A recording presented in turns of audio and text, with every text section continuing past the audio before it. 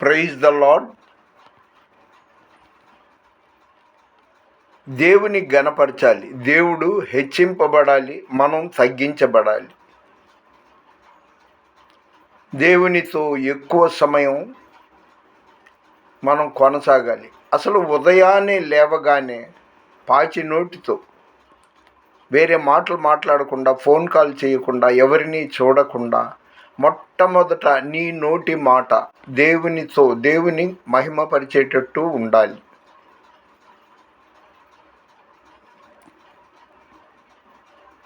మీరు అలా చేయండి. అంతేగాని అక్కడెక్కడో పలానా సేవకుడు అద్భుతాలు చేస్తున్నాడు, పలానా సేవకుడు పేరు పెట్టి పిలుస్తున్నాడు, పలానా సేవకుడు సూచక క్రియలు చేస్తున్నాడని పరుగులు ఎత్తమాకండి. దేవుడు ప్రతి ఒక్కరికి, యేసుక్రీస్తు అందరికీ ప్రభువు. ఆయన పక్షపాతి కాదు. కాబట్టి నా ప్రియమైన దైవ సంతానమా, మీరు దయచేసి ఎక్కువ పొద్దున్నే విలాపవాక్యాల్లో ఉంది 2:19 లేవగానే దేవుని స్తుతించండి, ప్రార్థించండి.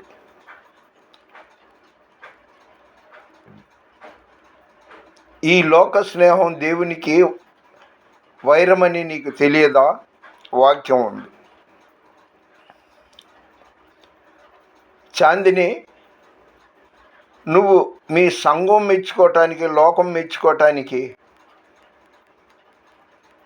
వెళుతున్నావు, కానీ మేడి పండు చూడ మేలిమై ఉండు అన్నట్టు నీ సంగతి దేవుడికి తెలుసు. నువ్వు ఇక నుండి శరీరానుసారంగా అందరూ మెచ్చుకోవాలన్నట్టు కాకుండా ఆత్మానుసారంగా నడుచుకో, నీకు మేలు జరుగుద్ది. అంతెందుకు, మా తోడబుట్టిన అన్నయ్య ఈరోజు ఆగస్టు 12వ తేదీ 2024వ సంవత్సరం సోమవారం నాడు ఉదయం 8:15కి వచ్చి తన కుమార్తెకి మాగీ తాలూకు ఏదో విశేషం అనేసి వాయనాలు ఇచ్చాడు. అదే ఏదో పప్పలో లేకపోతే స్నాక్సో ఇచ్చి వెళ్ళాడు. అంటే వాళ్ళకి నేను గుర్తురాల. నేను బాధపడను. నా దేవుడు నాతో ఉన్నంతసేపు, ఆయనతో నేను ఉన్నంతసేపు నాకు కొరత లేదు, కొదవలేదు. ఆరోగ్యంగా ఉన్నాను. అది ఒకటి ప్లస్ పాయింట్. ఇక నేను అసలు సర్వలోకానికి వెళ్ళి సర్వ సృష్టికి సువార్త ప్రకటించమని దేవుడు చెప్పాడు. కాబట్టి నేను ఇక నుండి రోజు పొద్దున్న బయలుదేరి సాయంత్రం వరకు ఊరువాడ తిరుగుతూనే ఉంటే బెస్ట్ ఏమో అనిపిస్తుంది.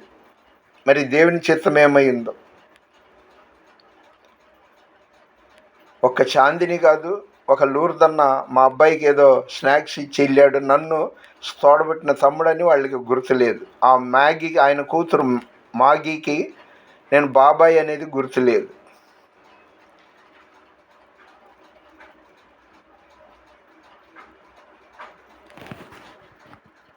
ఇదండి లోకం. కాబట్టి దయచేసి మనుషులను నమ్ముకొనుట కంటే యెహోవాను నమ్ముకొనండి. ఆయనకి మోసం, కల్లా కపటం, అసూయ, అహంకారం, స్వార్థం ఉండదు. నీకు ఇళ్ళలో ఏదియు లేదు అసాధ్యము, నీదు కృపతో మాకేదియు కాదిల సమానము. నీ మాట చాలయ్యా, నీ చూపు చాలయ్యా, నీ తోడు చాలయ్యా, నీ నీడ చాలయ్యా. నీ మాట చాలయ్యా, నీ చూపు చాలయ్యా, నీ తోడు చాలయ్యా, నీ నీడ చాలయ్యా. నీ ఉంటే నాకు చాలు యేసయ్యా, నీ వెంటే నేను ఉంటా యేసయ్యా, నీ వెంటే నేను ఉంటా యేసయ్యా. ఇది ఒక అద్భుతమైన విషయం. నేను బ్రతికున్నా చనిపోయినా కూడా నాకు అందరూ ఉన్నారు. నా అనేవాళ్ళు లేరనే ఏకాకిని కాదు. కానీ ప్రస్తుతం నేను మాత్రం చావైనా బ్రతుకైనా, ఉదయమైనా రాత్రి అయినా ఆయన్నే నమ్ముకున్నా, ఆయన్నే స్తుతిస్తున్నాను. అది నా జీవితంలో రుచి చూచి తెలుసుకున్నాను. 40 ఏళ్లకు పూర్వం నాకు దేవుడు, చర్చి అంటే పడేది కాదు. కాబట్టి నా ప్రియమైన దేవుని బిడ్డలారా, మీరు గుర్తుపెట్టుకోండి, దేవునితో ఎక్కువ ఉండండి. దానివల్ల మీకు అవతల స్నేహం మంచిదా చెడ్డదా తెలిసిపోద్ది.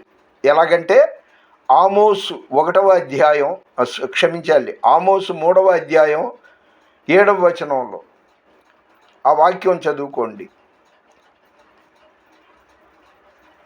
దేవుడైన యెహోవా తన సేవకులైన ప్రవక్తలకు తాను సంకల్పించిన దానిని బయలుపరచకుండా ఏదియూ చేయడు.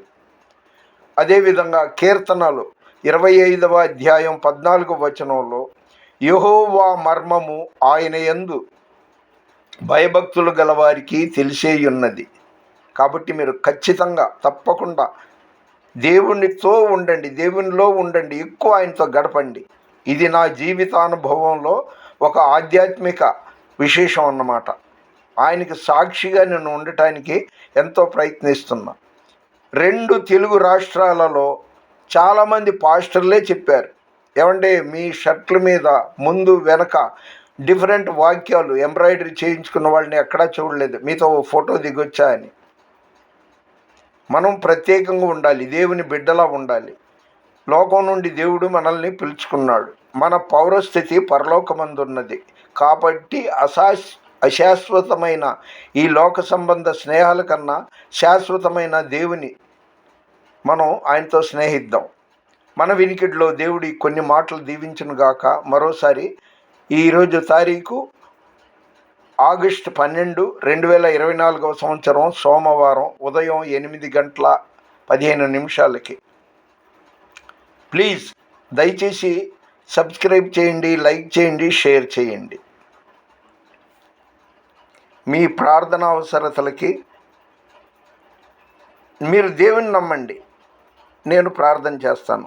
యేసుని నమ్మిన వాళ్ళు మాత్రమే నాకు ఫోన్ చేయండి. 9391450191. ఇప్పటి వరకు చూసిన మిమ్మల్ని, మీ కుటుంబాల్లో ప్రతి ఒక్కరిని దేవుడు నిశ్చయంగా ఆశీర్వదించి మీ సమస్యలు పరిష్కారం చేయునుగాక. దేవుని పరిచర్యలో మీ రత్నం ఫ్రాన్సిస్. God bless you.